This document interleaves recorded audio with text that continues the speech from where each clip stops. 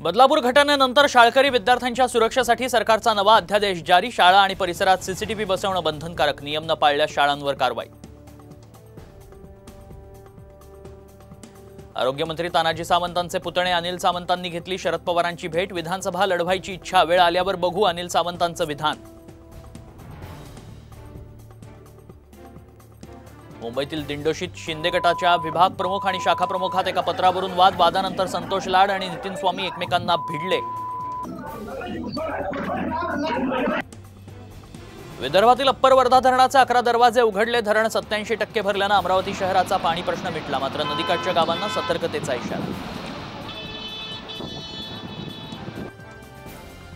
मुंबई महानगरपालिकेत लिपिक पदाच्या भरती प्रक्रियेतल्या अटीवादात जाचक अटी रद्द करण्याची मागणी, अनेक उमेदवार वंचित राहण्याची ही भीती।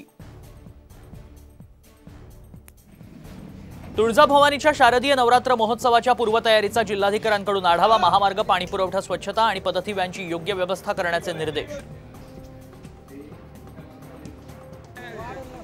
मुसळधार पावसानं बीड ते परळी मार्गावरील पर्यायी पूल गेला वाहून, दोन्ही गावांचा संपर्क तुटला। वाहतूक ठप्प झाल्यानं प्रवासी त्रस्त।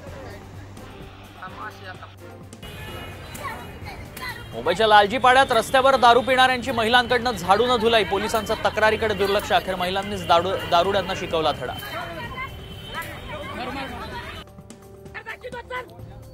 कोल्हापुरात कागल MIDC जवळ तरुणाला नागरिकांनी दिला चोप, भर रस्त्यात मुलीची छेड काढल्याप्रकरणी स्थानिकांचा संतापानावर। भारतीय क्रिकेट संघाचा सलामीवीर शिखर धवनकडून आंतरराष्ट्रीय क्रिकेटमधून निवृत्ती, एक्स अकाउंटवरून केलं जाहीर।